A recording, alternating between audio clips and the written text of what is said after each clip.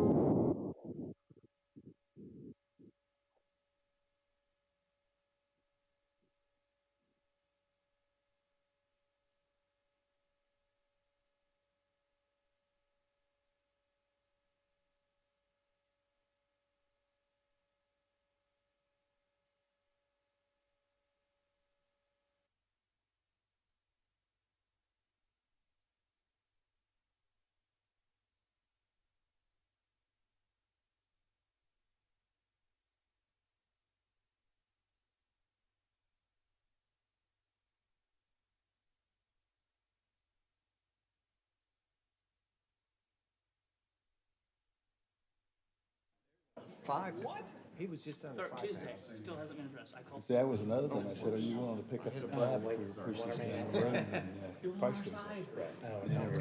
Yeah, like somebody, because we get our bill. Just under 5 minutes. Good evening. Thank you for joining us for our regularly scheduled council meeting on Tuesday, September 13th at 7 p.m. Madam Clerk, if you could call the roll, please. Charlie Davidson, Here. George Glover, Here. Ben Saucetta, Here, Kyle Nordick, Here. Tom Jones, Here. George Capps, Here. Brandy Bailey, here. Jim Schrader. Here. Mr. Mayor, you have a quorum. Thank you. Councilman Davidson will lead us in the invocation, and Councilman Nordick will lead the pledge. You could all please stand. Dear Heavenly Father, I just thank you for this night that we have to just go about this city's business. And Lord, I pray that you would prepare us to listen with open ears. And Lord, I pray that you impart your wisdom on each and every one of us as council members, as the mayor. And Lord, just help us to do this business according to your will, according to your direction, Lord, as the mighty creation. Lord, I pray that you would impart wisdom and upon our directors, each of our areas in this city, upon our city administrator, and Lord, that we continue to be a city that people look up to, that people would look to for guidance, that people would look to be like. And Lord, we just pray that you continue to give blessings to this city.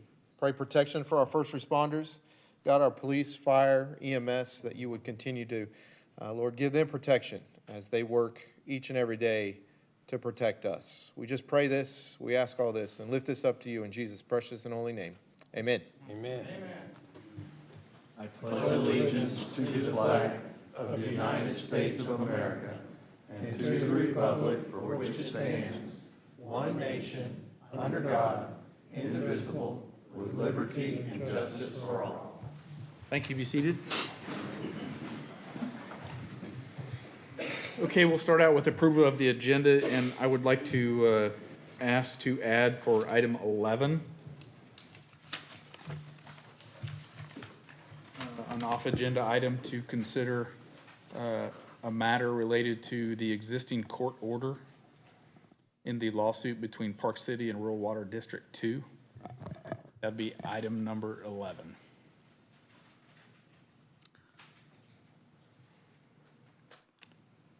And I would entertain a motion. Ben? Sorry, just real quick, is that different than item number 10 in terms of the relationship between the litigation and with? Yes, yes. What you're talking, item 10 is executive session. Yes. And this would be if we decide to take any Okay, action after the perfect. executive session. Yeah, so moved. And Charlie? I will second that. Okay, seeing no further comments, all in favor? Aye. Opposed? Motion passes 8-0. Awards proclamations, or awards and presentations, and tonight will be proclamations. Dana?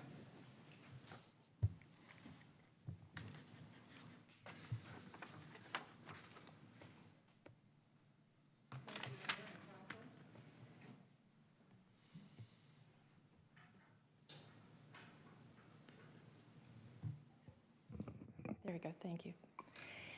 Thank you, Mayor and Council.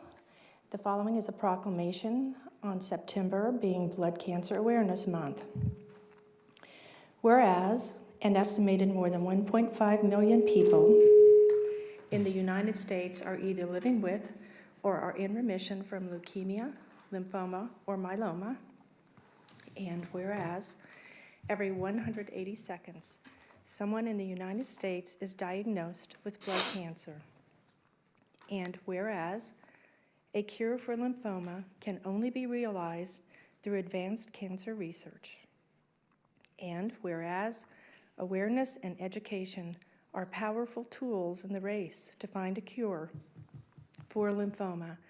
And whereas the health and vitality of the people of Kansas and of the city of Park City are significantly enhanced by local efforts to increase communication and education pertaining to blood cancers. And whereas the Leukemia and Lymphoma Society exists to find cures and ensures access to treatments for blood cancer patients and offers a wide range of support services and programs for people with lymphoma, their loved ones, and their caregivers. And whereas Blood Cancer Awareness Month helps to raise general awareness of the disease and provides hope to all those affected by lymphoma diagnosis. Now, therefore, be it resolved that the City of Park City does hereby proclaim the month of September as Blood Cancer Awareness Month to enhance the understanding of blood-related cancers and to encourage participation in voluntary activities to support education programs and the funding of research programs to find a cure for them. And this evening, we would like to welcome Shanna Smith. She is with the Leukemia Lymphoma Society. She is director of the Light the Night campaign, and she is here this evening. We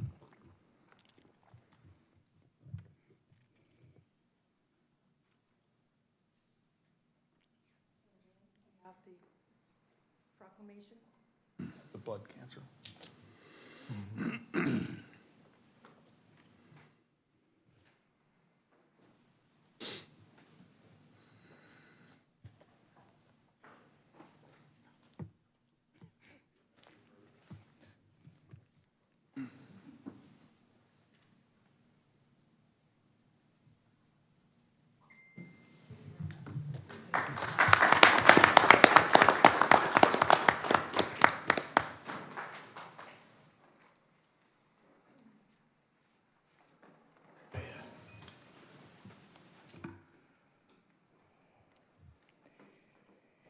And Mayor and Council, we have another very important proclamation. This is National Senior Center Month. Whereas National Senior Center Month is celebrated every year in September as a time to shine a light on senior centers, showing the entire nation how vital they are to the health and well-being of a community. And whereas the 2022 theme of National Senior Center Month is Strengthening Community Connections, because senior centers affirm the dignity, self-worth, and independence of older persons by facilitating their decisions and actions, tapping their experiences, skills, and knowledge, which enables their continued contributions to the community. And whereas programs hosted at senior centers can change the perception of aging and create community resources for aging expertise. And whereas the Park City Senior Center provides innovative programs and key resources for Central County residents who are 55 years of age or older to age healthily and to continue to live in their home community. Now, therefore, the City of Park City does hereby proclaim the month of September as National Senior Center Month in Park City and encourages citizens to explore their senior center, attend programs, or to volunteer to help with events or services hosted by the Park City Senior Center. And as we all know, we have an exceptional senior center. We have our senior center director here this evening and some of our seniors.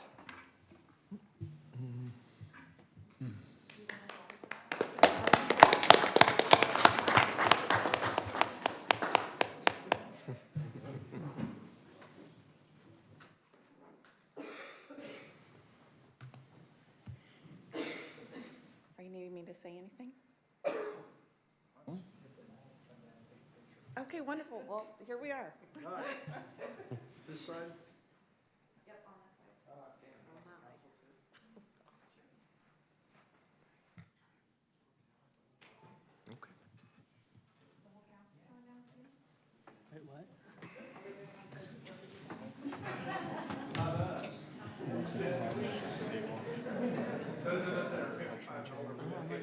Or are you just getting out of the way? You just turned into a senior center person. Welcome aboard.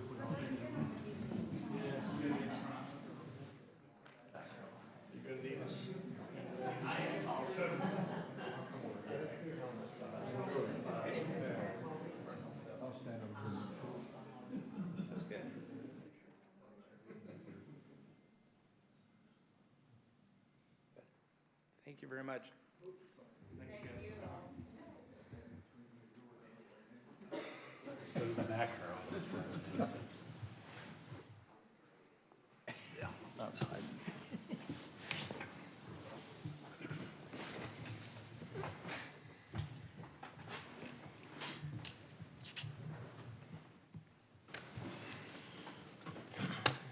Okay, we have nobody signed up for public forum. You got one more. Oh, you do, I'm Phil. sorry. One, Bill?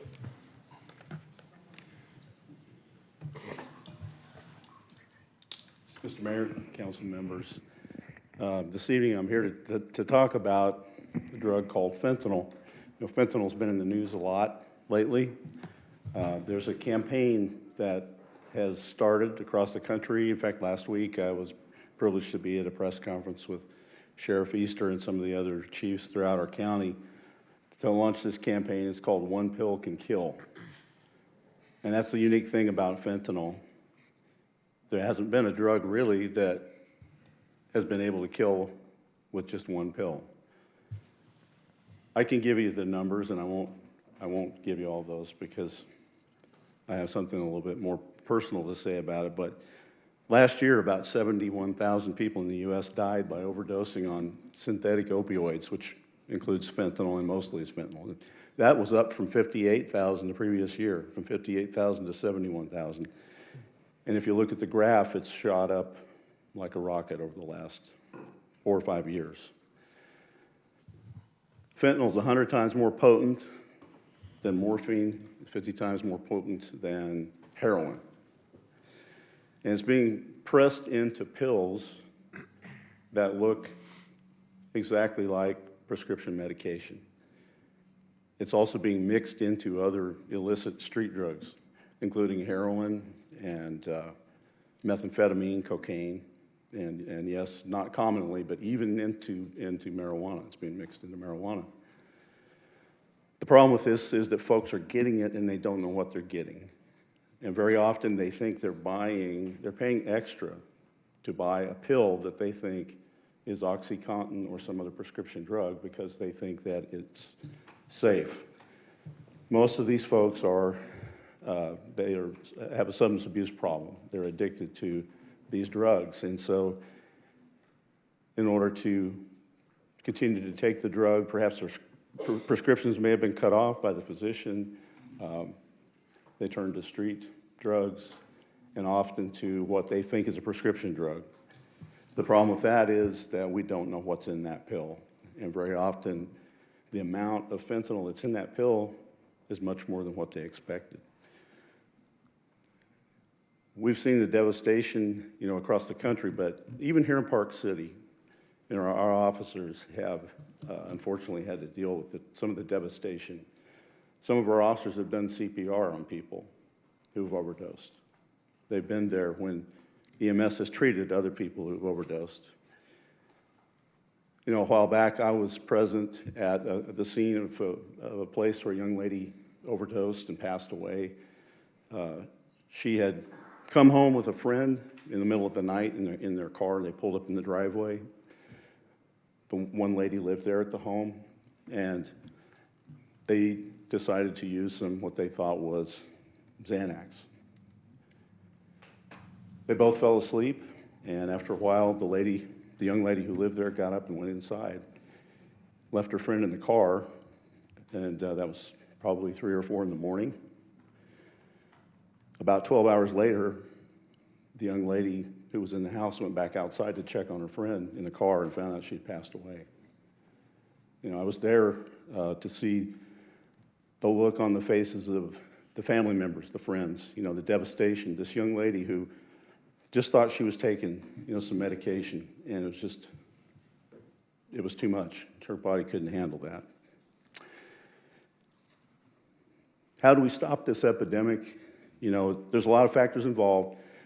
All I can ask you to do is talk to your friends, talk to your loved ones, talk to your neighbors, let them know exactly what this says. One pill can kill. The amount of fentanyl that can kill you can literally sit on Abraham Lincoln's ear on a penny. That's all it takes. It's like playing Russian roulette. You can take these pills and think they're okay, and they may be okay, time after time, but you never know what you're going to get because most of this is coming from Mexico, and you don't know what you're taking. Too many Americans have died for no reason. Too many people in our own community in Park City have been impacted negatively. Too many families have lost loved ones. So one pill can kill, and that's my message to you tonight. Thank you. Thank you, Chief. Ben? Chief, I do have one question. One comment, one question. One, it's my understanding now that fentanyl is the #1 cause of death for Americans between the age of 20 and 45, outpacing suicide, cancers, and everything else. So it's obviously a very tragic and scary issue that we're dealing with. I know that we've talked a couple times on the issue of Narcan and such like that, officers, and I know there's a process through that you all have to go through. I guess my question, it doesn't have to be answered tonight, but is there something that this body could do that would be helpful in making sure that officers are getting that ability? Well, without taking a lot of time, sir, just to answer your question briefly, we do have Narcan. Now it's been issued to our officers. It's for their own use at this point in time because we're waiting to finalize our agreement with Sedgwick County EMS. And I'd be glad to talk with you afterwards about how maybe it might be helpful to expedite the process. Thank you very much, Chief. And thank you for participating last week and bringing this today. Great, thank you. Nobody signed up for public forum. We have staff reports. Sean? Yes, sir. Good evening, Mayor and Council. First, a couple things on infrastructure. 61st and Broadway update. This information, just so everyone knows, is a couple weeks late. This is as of September 1st. But according to the inspector on the job, currently the contractor did not get started on the project until April and is currently just under 35% complete based on contract dollars and the number of workdays. The contract that was approved by KDOT was for 220 days, and currently right now they're at day 91. Leaving 129 days remaining, if there are no more delays, the remaining workdays would take us all the way out until March of next year. Now, I know that that's a little bit different than what most people anticipated because originally we thought we'd be able to get this done in one building cycle between March and November.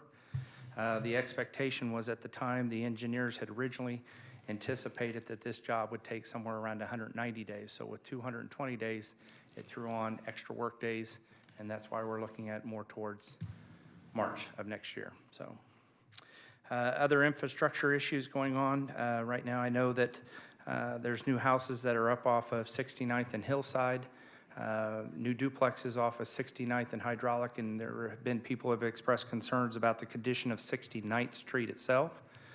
That was put into a petition, off-site paving petition by the Elite USA. The engineering on that project is complete. The bid opening is expected to happen somewhere around September 30th, with construction to start within a month after that. So I would say in the month of October, we will find that construction on paving 69th all the way from, making certain it's paved all the way from Hillside to Hydraulic is complete. So. And then finally, for the infrastructure side of the house, during the budget process, there was much discussion about sidewalks and available funding through WAMPO and other mechanisms. KDOT does have a cost share program that is a good example of such. Last month, staff submitted an application for consideration. The application included every project that was identified in Phase 1A of the pedestrian connectivity plan. That's a total of 23 projects, totaling just over $1.8 million. The cost share program limits the request to no more than 1.5 million. So by the time you subtract out the city's mandatory 25% participation, that would bring it down to just about 1.3. So we put in for every project under Phase 1A. All submissions were due by the end of this week, September 15th, so we won't expect to receive a response until late fall. As far as new businesses, council was made aware several months ago about the new Domino's that was coming to town. And everyone was kind of like, well, where are they at? Where are they at? Well, the long pole in the tent there was waiting on the oven. Bob, the building official, went ahead and signed off on their final occupancy permit this afternoon. So we expect that that will be open here within the next week. So the oven is in, so. Just some scheduling items here. First of all, over the past month, there's been an effort to figure out what makes Park City great. There's a survey dealing with branding for our downtown district. There's a survey that you can find either on our Facebook page or on our website page. That goes all the way up until this Friday, the 15th. With our seniors here in the house tonight, it's important to note that we do have the blood drive at the Senior Center on September 22nd. That would be from noon to 6. The community-wide garage sale is September 24th. Brush and tree limb is on October 1st in Hap McLean Park, and that's between 8 a.m. and 1 p.m. Then during the last meeting, council mentioned the fact that they would like to have another household hazardous waste day. And fortunately for us, Ms. Dana was able to coordinate with Sedgwick County and got it on the schedule for October 15th, which is the same day as our shred day. The household hazardous waste event will be held in the library parking lot, and that will be from 9 a.m. to 1 p.m., while the shred day will be held in the city administration parking lot, and that's from 9 a.m. to noon. So there's an hour difference between the two, but please come to this general direction and get rid of a lot of your waste. And finally, let's see, the League of Kansas Municipalities Annual Conference is coming up October 8th through the 10th, and we're just happy that we have Councilmember Jones that will be attending on behalf of the community. And then finally, the last thing I'd like to do is I'd like to introduce Mr. Deck Shaver. He started yesterday as our interim Public Works Director, and he's with us this evening. Mr. Shaver has more than 30 years of municipal experience where he's been either a city manager, a city administrator, or a Public Works Director for several communities, both large and small, from North Carolina to Virginia to Texas to Kansas. He has agreed to act as our interim director for the next few months, working with our existing staff to evaluate our services, identify strengths and weaknesses within the department, and then ultimately give us recommendations on future improvements and staffing. Hopefully you'll all be able to say hi to him afterwards and welcome him to the community after tonight's meeting. So, Deck, come on up. Well, good evening. Mayor and council, as Mr. Fox announced, I'm Deck Shaver, and I want to thank Mr. Fox for the opportunity to come up and thank the city for the opportunity to help out for a little while. And I can assure you of due diligence in keeping the department running in this interim period. And I'll work very hard to do everything I can to help keep the city running. And I just want to thank you and let you know how much I appreciate and look forward to working with everybody and serving the city. Thank you. Welcome aboard. Thank you. Thank you. Thank you. Appreciate it. Okay. Keep moving on to consent. Tom, you had a question? I just had, I had some information. I've gotten a email from WAMPO director and would like to have a meeting with the city on sidewalks and bike paths to discuss potential proposals going that way too. Okay. And I didn't set a time up because I wanted to talk to you first. All right. Okay. Happy to. Thank you, sir. Thank you, Tom. Okay, moving on to the consent agenda. George? Yeah, I'll make a motion to approve the consent agenda as presented. Jim? Second that. All right, we have a motion and a second. No further discussion. All in favor? Aye. Opposed? Motion passes 8-0. Moving on to item 4 under new business. Discuss and consider a temporary zoning permit for a haunted attraction event and craft show. Sean? Yes, sir. Back in June, council approved a temporary zoning permit to allow a haunted house attraction at 6603 North Hydraulic during certain dates and times in September and October. Since then, the applicants and the property owner have fallen out of favor with each other, causing the applicants to cancel the event and the property owner to make application for a smaller but similar version to the original event under the name of Carmageddon. According to the new applicant, Ms. Charlotte Coleman, the event will have a short bus ride from the entrance to the property to the first building. The roadway will be fenced to keep patrons out of the bus path. A short corn maze will precede the first building. Some of the buildings will have typical haunted house thrills, while others will have vendors selling goods. Some vendors will set up outdoor canopies and tables, and there's a map on the display up there of what she has proposed. She has indicated that there will be 2 exits or entryways for emergency vehicles, not including the front entrance. They've indicated that she will be hiring elite security to ensure everyone's safety and will have the fire department inspect after all the construction and setup is complete. The applicants, similar to the first, would like to reserve or rent the community building on the days that it is available during the hours of operation, as well as use Hap McLean Park's parking lot for their guests. It is important to note that at this time, the community building had not been reserved previously, so it is not available on September 24th, October 1st, and October 7th. The requested hours of operation that she has indicated is from 4 p.m. to 1 a.m. on the following dates, and there's approximately 15 dates listed starting as early as September 22nd.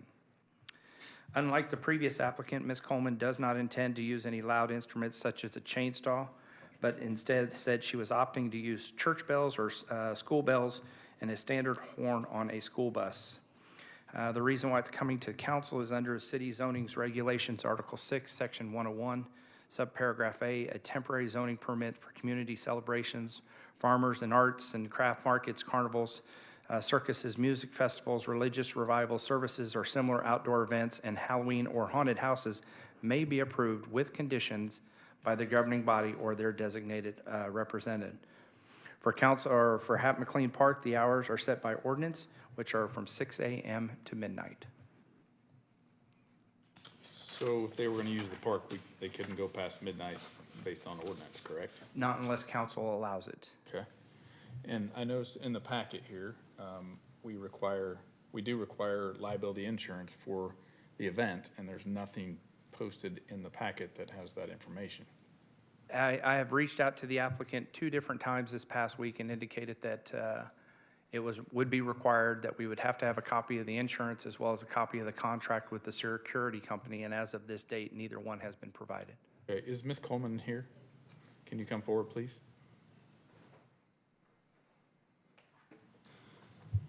Hello. My homeowner's insurance is actually going to provide me with liability insurance for the whole field You already in have the a, event. do you already have a certificate of that? Then it's Not a yet. $1 million They policy? haven't gotten it all to me yet. Okay, and what is your plan on security? I have 2 security companies I'm trying to hire. Elite did tell me they weren't available all those dates, and I do have a private security guard service, private security that I have a contract for. I have not gone with them yet because I'm still looking at other options. So this is 9 days away?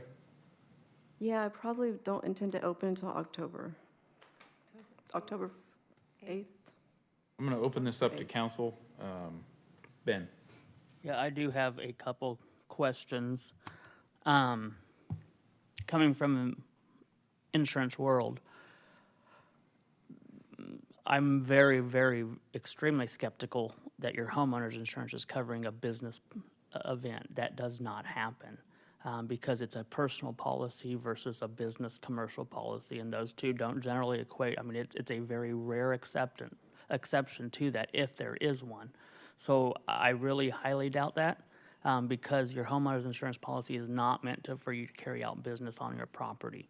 There are special policies that are needed in order for that to take place.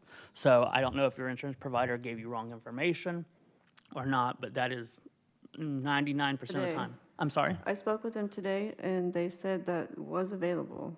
I don't know if it's a whole separate policy. It's I'll going to get. have to be a whole separate policy because, yeah, personal and business can't overlap on that. I mean, that's just then how I'll have that 2 part policies. works. there. And then there's generally an underwriting process that has to go through to establish safety of the field, all those things like that. So I do wonder about that part there. I did And it apply is- at another, I'm sorry. I'm sorry. I did apply at another insurance company as well. I'm just awaiting to Okay. hear back from them. How many times have you ever done a haunted attraction? Nothing large, just in neighborhoods and maybe 2-acre backyards. You've ran a business operation doing that? No. No, so you've just done like a family or friends thing to this Yeah. point there, okay? We're accepting donations only. We're not charging anybody. We don't expect it to be very big at all. We're not advertising either.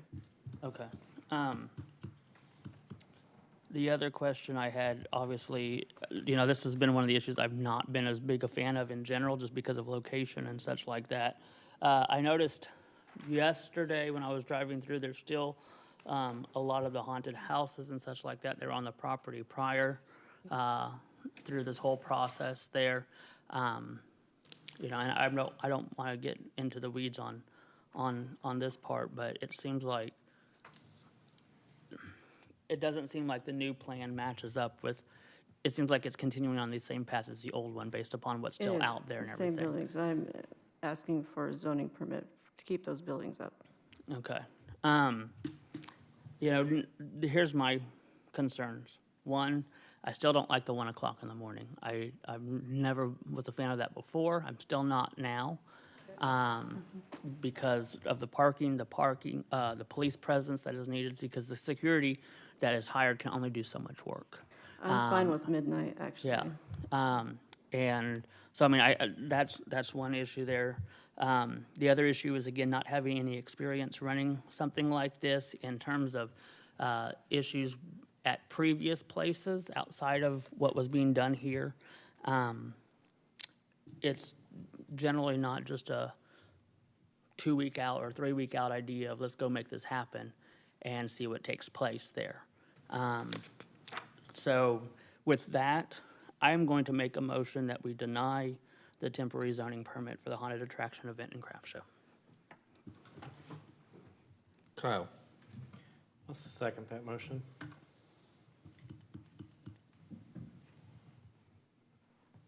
Do we have any further discussion? Okay. We have a lot of people signed up, but I really, I do have an issue, and that's the insurance, and in this late stage of the game, the liability insurance would be a major hit. And I agree with Ben, homeowners insurance won't provide the liability that insurance that could possibly be needed in an event like this, so. It would be a separate policy. And I do have another insurance company that I've applied with. But you and I don't got have the it. information today. But Just- today you don't have it, and if we approve this, then you could proceed on and potentially do it without the insurance. So, and I don't want to put the city in that Can we light. continue for 2 weeks? I would stick with my original motion on that to stay as is. What I would, that's a this year thing. This is where we're at right now. We're 2 weeks, 2 to 4 weeks supposedly from opening and what you're wanting to do and everything like that. Idea's great, plans are great. I have no problem with having a craft fair and show and things like that. But where we're at right now in the game to where we need to be at, they're not on the same level. And so if this was to say something that you want to plan for next year, that, hey, go for it, I think there's a lot of work and the idea is great. But I do understand have that. problems with it this year. That- I just wanted to provide a little something, even if it's just a couple of weeks for all the people that did purchase tickets. And if I have to take down the buildings, I can. I thought you said it was free. It is free.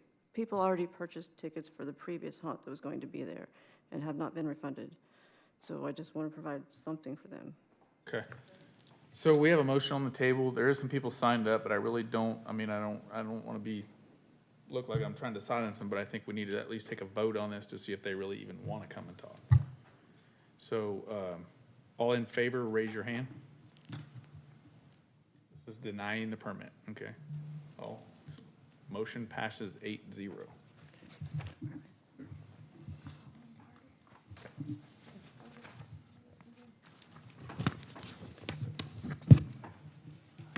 Denying the haunted house, could I still have arts and craft fair If you want to work through the city on that, as long as it doesn't violate our ordinances and the code, you'll have to work through the city staff with that. But as far as your application for this project is denied.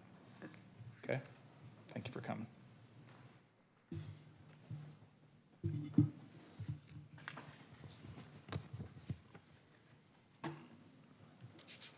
John? Ben, did you have more? No, sorry. I did. Would it be inappropriate to hear from the people that signed up to this? Since it's been voted down, I don't know the protocol on something like this.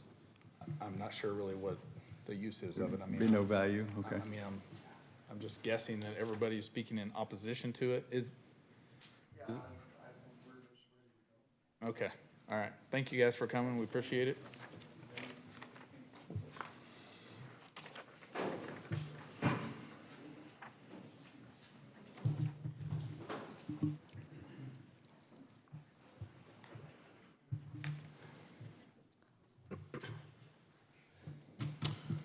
Okay, we'll move to item 5, discuss and consider updating the bylaws for the Community Relations Board.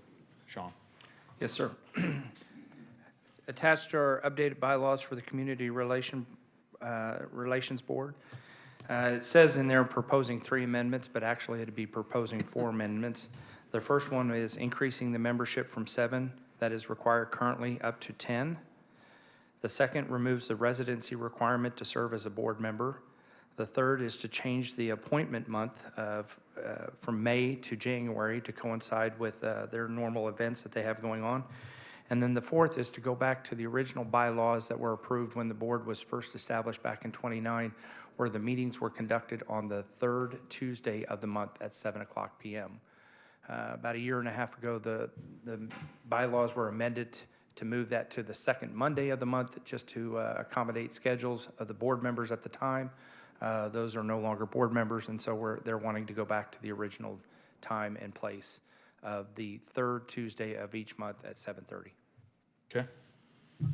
There's a couple things I wanted to say, and part of this was the wishes of the board as they've dropped down in members. We're wanting to increase the members, just as I mentioned prior to the council, just to decrease the workload on the folks there. Also, there's a couple local large businesses in town that have voiced their interest in being having more of a footprint in city stuff. So this would allow that. I'll open it up to council now. Ben? No, I think this is a great idea overall. Obviously, we need to fill positions right now where it currently sits at, and so people engaged and wanting to help involved in city events, this is a great place to get plugged in at. And so I have no problems with the bylaw changes, and I think moving to Tuesday makes more sense again. So I'd make a motion to approve the amended Community Relations Board bylaws. Okay. I had a comment. Want a second? I'll second it for comment. George, go ahead. It's all yours. I don't have any problem except for one thing, and that's the residency requirement. I think we have too many people in Park City who don't live here, who do not want to live here, having a say in what we're doing in this community. I believe that if people want to come in and rule this city and tell people what to do, then by God, they ought to live here. It's that simple with me. That's the only problem I have with it. Okay. Tom? I was hoping to get to talk before we had a motion in a second, but I'm the same way. I think that it ought to be, I can see it being run like the chamber, where we have people that are business-related in town on the chamber, and they do functions in the city occasionally, and that we do this the same way. If somebody from Amazon lives in Wichita and they want to come out here and be on the community board, I don't have a problem with that, but I just have a problem with somebody that just lives in South Wichita, and I'm not picking on South Wichita, but live in South Wichita and want to come up here and be on that board. They need to have some kind of tie, whether it be business, or it ought to be a business, I guess. If we're going to have somebody at large come in from a non-resident situation, I would like to see them be somebody that represents their company doing it. And I would say this, I actually had 2 people that filled out applications to be appointed to it, and I had them on the agenda tonight, but then at the last minute, we realized that the meetings had been moved to Monday, and they can't do Monday, so I had them pulled off of there. Well, now after this, we'll move it to Tuesday, they will be able to do it. So we'll have them on the next one. And also had one other application submitted last week, but I want to say, these boards belong to you guys. I make the appointment, but you guys approve it. So if I bring someone in here from South Wichita that you don't want on the board, it's yours. I just So, said South. and I also challenge you, there's 10 people on this board, and there's 8 people on this council. Bring me somebody. Because this is what makes our community a community. Christmas tree lighting, Easter egg hunt, 4th of July parade. I mean, this is people investing and coming here, putting in the work to build events and build memories for kids that live here. So I'm not against what you guys are saying. That's fine, but I'm just saying that at this point, it's so taxing, the amount of work they have, that we're dropping members. And at some point, it's gotta give. Are we gonna say we're not gonna do the Christmas tree, we're not lighting, we're not gonna do the Fall Fest, we're not gonna do the 4th stuff? It's gotta give somewhere. We need people. So I challenge each of you, if we can find somebody here in town, I'm in. Bring them to me.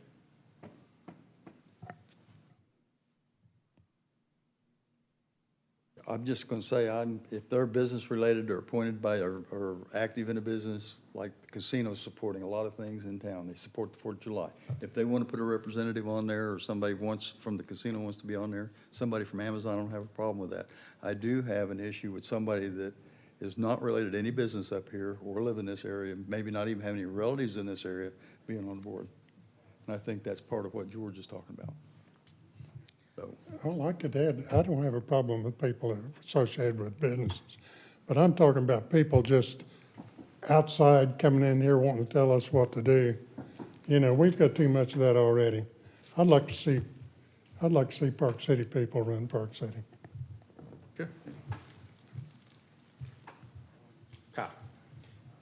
Mayor, I guess I do have a question. You said that you had a couple of applications that are going to come down the pipeline. With those applications, does that make the board full at that No. moment? Or is there still, how many more open positions are there on that board? I believe 5 if this approves for 10 people. Okay. And so I understand what. It's 4 or 5. 4 or 5 openings, and that's understandable. I get that it's hard to recruit people, and when this came through the pipeline, I kind of reached out and did some research on other cities, municipalities, and boards and things. I understand what Councilmember Capps and Jones are saying over there. I'm not completely opposed to the idea.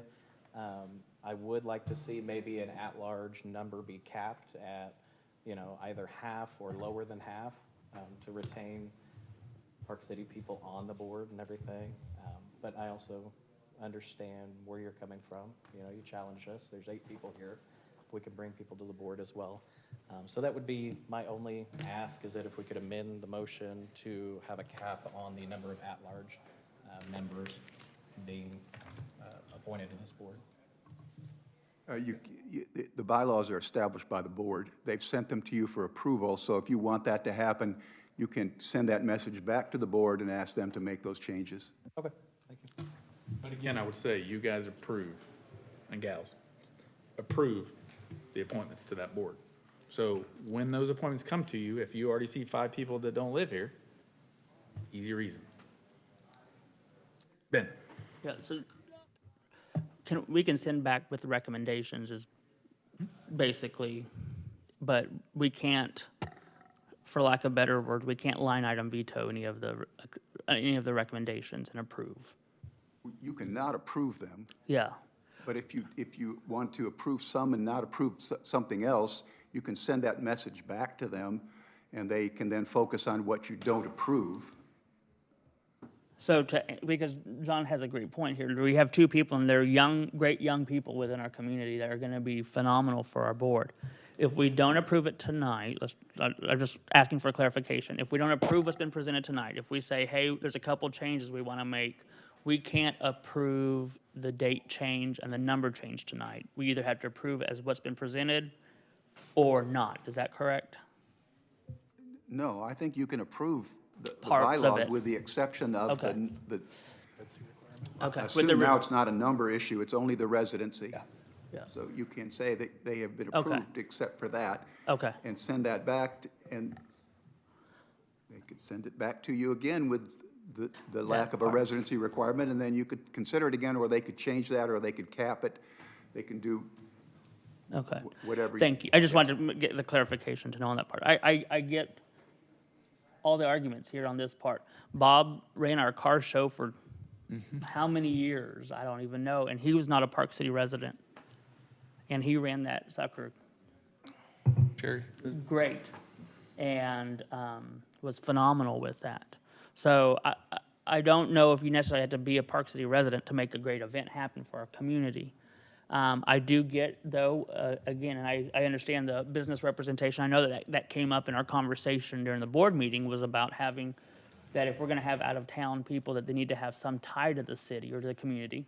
And I think that's a very valid issue. We have a lady here this evening that's already expressed interest in putting on events for the community. So, I mean, there's people within our community that would be great assets to this sort of a board. But also, we understand that our citizens also have lives that take a lot of time up and things like that. So trying to figure out what the best solution is. I would leave my motion as is right now, and we can take a vote on it, and if it's voted down, then we can change it to remove a part of it if we want to. But just for the sake of moving this along, and we could make this, we could still make the recommendation to the board, the Community Relations Board, that we would like to see that amended. But, so that's my thoughts on it. Thank you. George? Well, I think Ben missed one point there, talking about the car show. They're not on the Relations Board. We're talking about the board that gets together and plans these events. And I believe Steve Brown used to do it before the Community Relation Board took it over, and he did a pretty good job. Why the change, I don't know. I wasn't part of it. It was one of those decisions that was made to do. But I really don't understand why someone who doesn't live here, has nothing to do with this city, wants to come up here and meddle in our business. I don't understand it. That needs to belong to Park Cityans. I mean, to me, it's simple. And guys, I go back a long ways. When we built this city, it was built by people who didn't make much money. They had a desire to do something bigger than themselves. We struggled. We struggled to build this city. And some of them know what we went through. We didn't make much money. We didn't have much money. But we struggled and done it. And now that we've got somewhere and got money, and now all of a sudden everybody wants to get in it. They don't want to be here. They don't want to live here and stuff. They want to work here and take the money, but they don't want to live here. And I just cannot see being a part of, I will never vote for anything to bring someone who doesn't want to be part of us to dictate to our citizens what we're going to do. That just, to me, that's just not right. It's just not right. Tom? Well, I was going to say, I was going to bring up car shows too. That's something that an organization outside the city puts that on.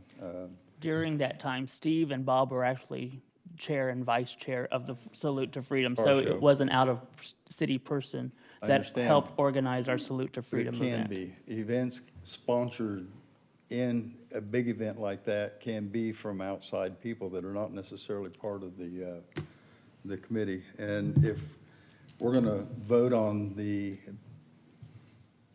motion and second that's out there right now, I will be opposed to it because we won't come back and fix it. So if we want people to be either from the city or from an employer or from the city employees to be on that committee, then we need to make that change right now. Otherwise, it won't happen. And I'm opposed to it if it doesn't happen. George Glover? Yeah, what was it, 12 years ago, when I started doing the fishing derby, we had no volunteers. The first fishing derby we had, we made a request to the mayor, we've got to have people come down and help us. It was just my wife and myself. And the mayor said, let me see what I can do. The next day at the fishing derby, there was 5 or 6 people that showed up. Now, that, knowing that that fishing derby was not going to take place unless we had volunteers, the people showed up. And I'm thinking with the Community Relations Board, the same thing. If we don't have people on the board to put on the events, they're not going to happen. So in that sense, if you look at it, the events aren't going to be planned, they're not going to be worked, we're not going to have any. Will people show up for that? Well, they say, we need 7 people, we need 6 people. I think when we look at it, the way the fishing derby worked, we had people that came out. There are a lot of people that are hesitating volunteering, but as with any event, if you encourage them and say, hey, we need you guys to come up, to step up. And I would prefer the citizens of Park City. But that being said, I also like the idea of the businesses that have a stake in the community, even though those people don't live here that work for those companies, to come out and be part of this Community Relations Board. The key word is community, and that encompasses the businesses as well. So I would like to see that as well, but if people don't show up, and I've been doing this a long time, working with different boards as far as events committee and community relations, you have a big turnover because of burnout. So I would like to see more people step up and say, you know, George, I've been thinking about it, but I need that encouragement. I need that push to come out. And if it comes down to that, well, hey, guys, if you don't come to this board or encourage somebody, the event's not going to happen. Thank you. Thanks, George. I'm curious, these applications come in, I take it through the internet or through City Hall. Are those combed through and weeded out, or do we see all the applications? Seen all of them that I've got. Okay. Well, maybe I ought to ask the administration. Yes, sir, all of them. We see all of them? Yes, sir. Okay. I just wondered. To me, sir, as far as that process, it is to the mayor to actually request or appoint and for the council to confirm. So anytime we get any application for any board, and most of the time it's actually the mayor who has probably reached out more so to residents that says, I'm trying to encourage you to, apply for this board, rather than them just coming in off the internet. It's usually because of a council member or the mayor that has encouraged them, that he gets the application filled out, and then he brings it before and says, let's put it on the. Well, I think we need to work hard to do better. You know, I could sit there, and I'm not gonna bore people with horror stories, but I could tell you some horror stories about people who have volunteered for stuff here and the way they were treated or not treated or ignored. I could tell a whole bunch of horror stories, but what I'm trying to say is we need to do a better job, and I say we need to do a better job of working with these people that volunteer. Sir. I could sure bring you some horror stories, and that's part of the problem. It's part of the problem why people are not volunteering. Things are better now than they used to be, but there used to be some pretty bad treatment. I noticed the mayor shaking his head. He understands where I'm coming from. And I tell you, spare the war stories, bring some volunteers. I'll do that. Bring some people, because I'm telling you, we have a fall festival that's gonna happen in a matter of days. Months. And George, how many board members were at the Community Relations Board meeting last night? 3? Just 3. There's 3, and one of them was our last meeting. Yep. But I'm not telling war stories. I'm telling you what part of the problem is. I know. People, you know, this is a small community, and word gets around. Word gets around. Someone get treated wrong, you know, they tell somebody, and it grows. And you know, there's been some volunteers mistreated. I got you. Okay, no war stories, just facts. Ben? Yeah, I agree. I think it's important if we're going to talk about it to show up for events when we can and to support these events that go on, even if it's for a short period of time, just to go out in there. I don't know, don't want to put George on the spot here, but I don't know how many council members showed up to the fishing derby or the Easter egg hunt or some of these events where we're talking about showing support for them, well, that's how we also show support for our community relations board, is by being a part of these events when we can, for however long we can. I understand we all have busy lives that take our time, but man, even showing up 15 minutes, 30 minutes is a huge help there, just in terms of being seen, and I think that's important. I think so far, this is my 5th year on council, and I think I've brought 4 or 5 different applicants for various boards on to our community. I don't know who brings the other ones. I can tell you, though, that I try at least one a year to get to serve on our boards, and so far, I think 3 or 4 of them have been put on the boards. So I think that's important. If we're going to talk about it, let's bring them to the table. With that, I'm going to call for the vote.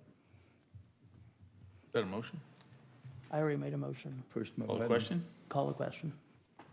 I have a motion to call the question. Do I have a second? Tom, are you going to second? No, Okay. I Charlie? was, okay. Charlie? I second. I had a Okay. question We before have a that. motion and a second to call the question. You're now voting if we're going to stop discussions to vote. All in favor of calling the question? Aye. Wait a minute. All opposed?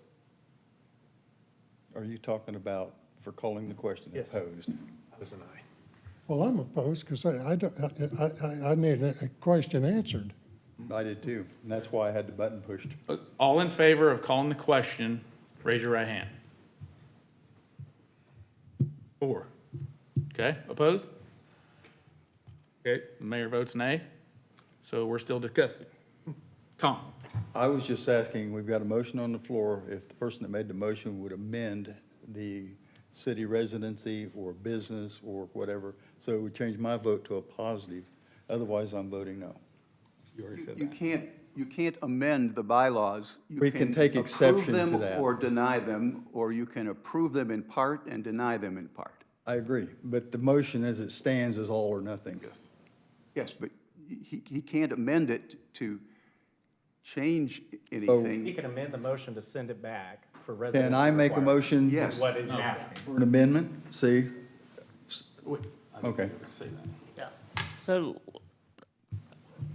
now granted, I've only heard 2 specifically that have expressed over the issue of the residency. I'm not saying there's not more. I just wanted to call the vote, and if there's enough, then we come back and we just vote on it and remove the exception. That failed, though. Exactly. So we haven't even voted on the original motion, and if it votes down, then it votes Right. down.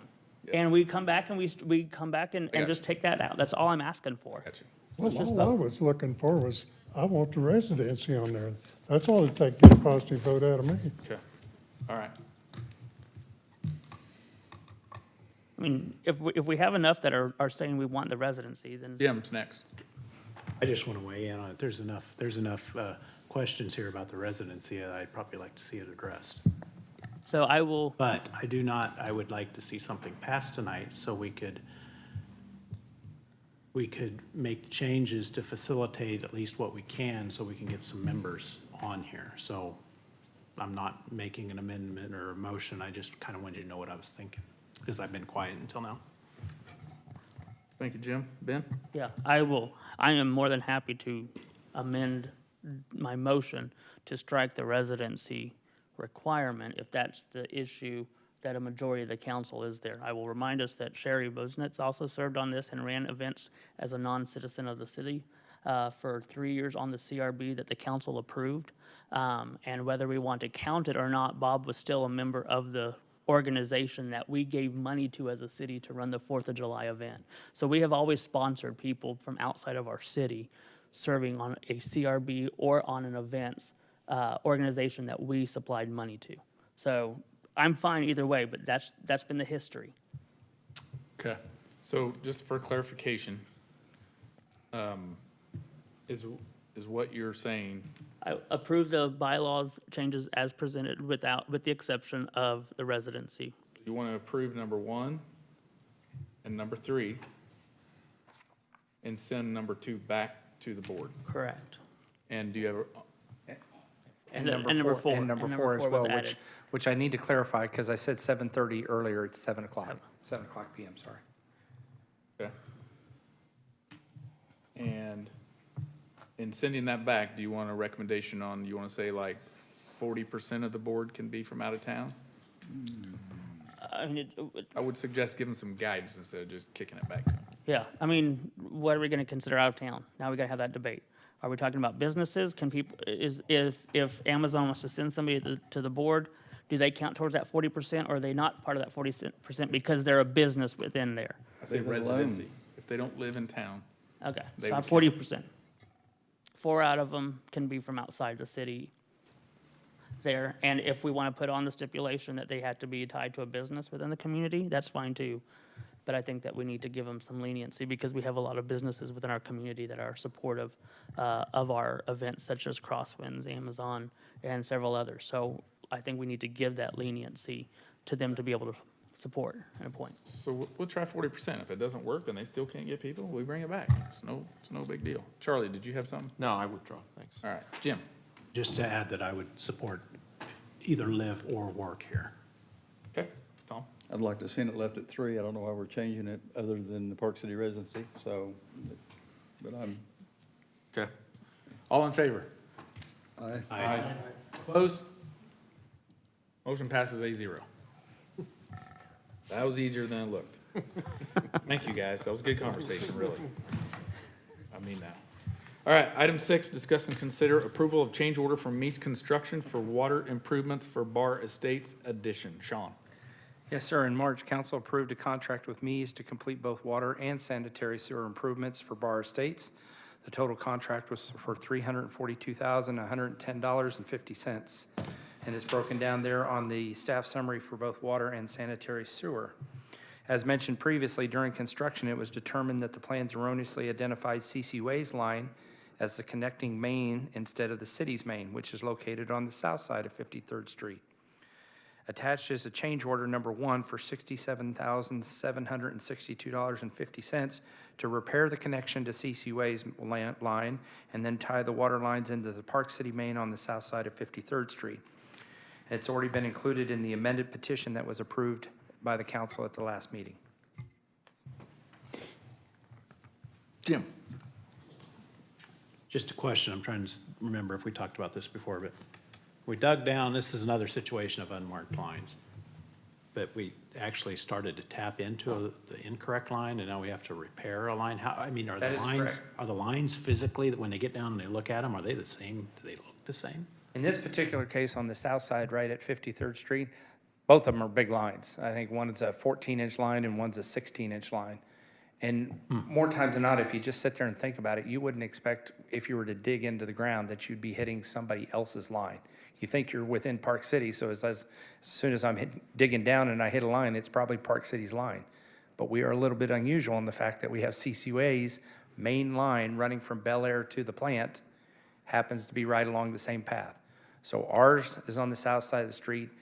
It was erroneously identified by the engineer surveying. Nobody caught it at the time. It's an unfortunate mistake. But yes, they had started tapping into CCUA's main and went, oh, wait a minute, that's, as soon as we did that, CCUA noticed that there was an issue with it. So yes, they had to repair the main and then go ahead and actually now bore up under 53rd Street to get to the city's main, which is on the south side of the street. Wow, okay. So, Thanks, I just wanted clarification. Yes, sir. I'd even go ahead and move that we approve change order number 1 with Mize Construction in the amount of $67,762.50 to be paid out of the Capital Projects Fund. Tom? I'll second it for discussion. We got 2 issues here. One of them, the engineer, when he did his survey, he missed it. He picked the wrong line to tie into. Is there any recourse on him for sharing costs as an engineering error? There should be. the engineer is the one that was picked and chosen by the developer. Okay. So in that particular case, I mean, the developer is the Back one on who the owns developer all the then. property and who has agreed to the extra assessment. Okay. Because that's one of the questions that other people have had, is said, okay, if you look at the change order, the amount for the actual repair is somewhat minimal.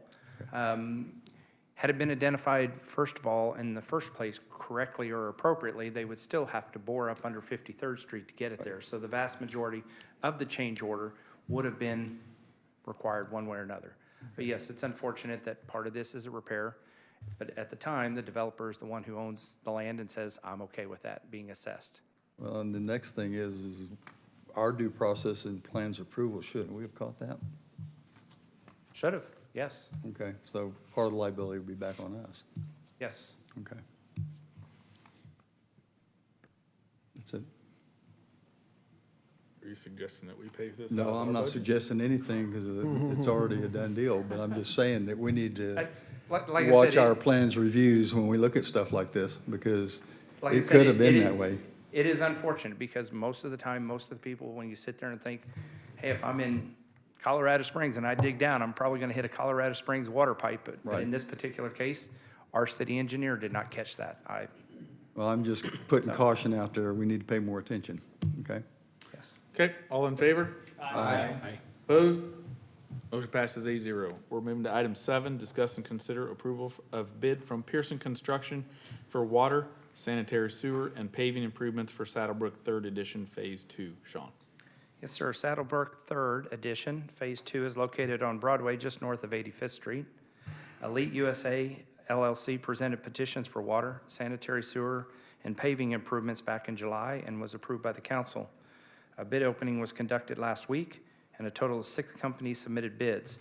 Pearson Construction submitted the lowest bid of $746,529.50, which the combined amount was overall below the engineer's estimate of $825,199.60.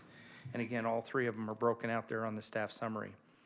Attached are copies of the bid tabulation as well as the contract. Staff recommends approval. George Glover? Yeah, I don't have a problem with this. I'll go ahead and move to approve the bid tabulation, authorize the mayor to finalize and execute a contract with Pearson Construction in the amount not to exceed $746,529.50 to be paid out of the Capital Projects Fund. Thank you, George. Jim? It'd be exciting to get this street in, so I would second that. Okay, we have a motion and a second. And Charlie, did you have something? No, I was gonna second. All right, seeing no further discussion, all in favor? Aye. Opposed? Motion passes 8-0. Now we're on to item 8, recess into executive session for discussion of matters related to security measures to protect city facilities and buildings. Mayor, the council is authorized under Kansas statutes to conduct executive sessions to discuss matters as are stated by the mayor. This would be the council, the chief of police, the administrator, the assistant administrator, and city attorney for a period of 15 minutes. Do I have a motion? So moved. Okay, Ben has the motion. And Tom? I'll second that. Motion by Ben, seconded by Tom. All in favor? Aye. Opposed? Motion passes 8-0.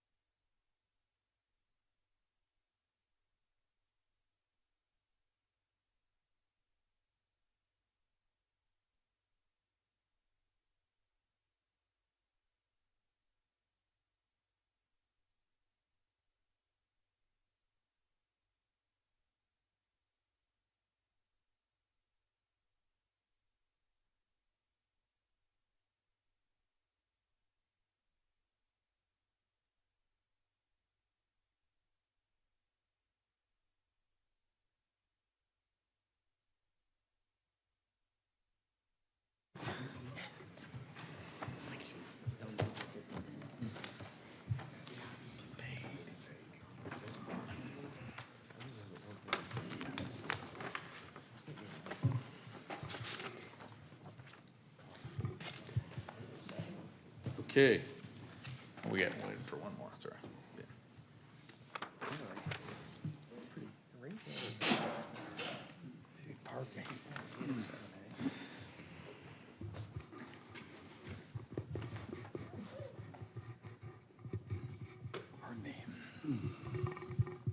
Okay, we're back from executive session. No binding action was taken.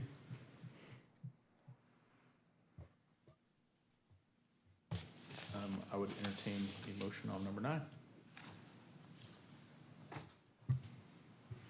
George Caps, are you still on from the last time, or you got a new one? No, I was looking for a break. Go ahead on this. Ben? Yeah, I'm gonna make a motion here that we approve the purchase of video security cameras and the lease of 2 additional Flock safety license plate reader cameras in the amount of $39,783.24 to be paid out of the General Fund Information Technology Department. Jim? Second. All right, we have a motion and a second. Tom, do you have any comment? No. All right. Seeing no further discussion, all in favor? Aye. All opposed? Motion passes 8-0. I think George wants to interrupt our next item on the agenda. George? Make a motion, we take a 5-minute break. All right, I have a motion by George to take a 5-minute break. Ben? Second. Okay, I have a motion and a second. All in favor? Aye. All opposed? Okay, we'll be back at 8:30. I thought he was going to try to deny that motion.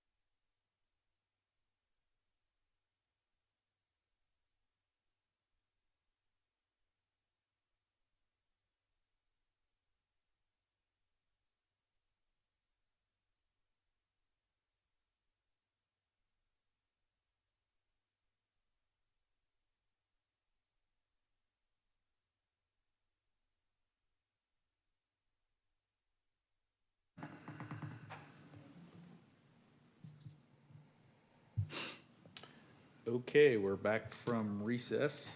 We'll move to item 10 on our agenda, recess into executive session to consult with the city attorney on matters privileged within the attorney-client relationship related to the litigation between the city and Rural Water District 2. Mayor and council, the 15-minute executive session with the council, the mayor, the administrator, the assistant administrator, and the city attorney. Ben? So moved. Second. Okay, we have a motion and a second. All in favor? Aye. Opposed? Motion passes 8-0, 8:45.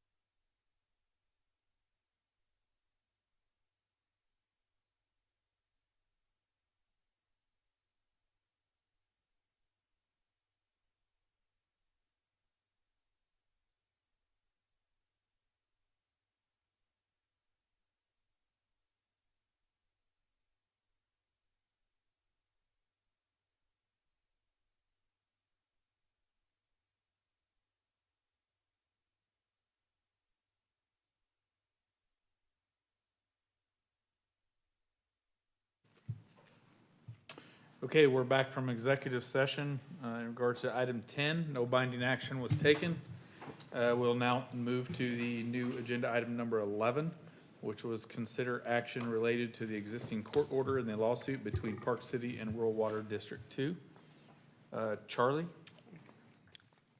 I make a motion that we move the council to authorize the city attorney to approve an amendment to the existing journal entry of judgment in Sedgwick County District Court, case number 96C3559, removing the obligation of the city to collect a franchise fee or tax on city water customers living within the boundaries of Rural Water District Number 2, obligating the city to collect and pay for Rural Water District Number 2 a fee of $250 for each new city water service for property within the boundaries of Rural Water District Number 2, and obligating the city to pay the Rural Water District Number 2 the sum of $225,000, either in a lump sum or $15,000 annually in October of each year, beginning in 2022, and continuing until the $225,000 is paid in full.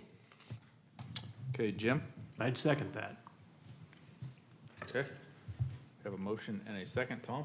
No, I don't have anything. I was going to say. Okay. All right, is there any further discussion about that? No? Kyle Lang, would you come forward? Before we take action on this, I just want to give you praise for your work as a citizen to make a difference in the community. As you can see, there's a good chance that this is going to continue and hopefully be resolved in a very short amount of time, but a lot of residents of the city have spent a lot of money for a lot of years, in my opinion wrongly, and obviously in other people's opinion wrongly, that we hopefully have an end date to it and it will no longer be in perpetuity. So I know a lot of council members that are not here tonight that have since actually gone and passed even, and some that are still around, but have done a lot of work to try to get this and weren't able to do it. And you did a good job leveraging your resources with the Rural Water District and got them to come to the table with us. So for that, we thank you very much. Appreciate it. And I know Jim also did some side work on this, trying to get this done as well. So thanks to both of you and everybody else through the years that has worked really hard on this. Tom? I just wanted to thank him. Thank you. It's been a long time coming. We'll find something else for you now. Please don't. Okay, all in favor? Aye. All opposed? Motion passes 8-0.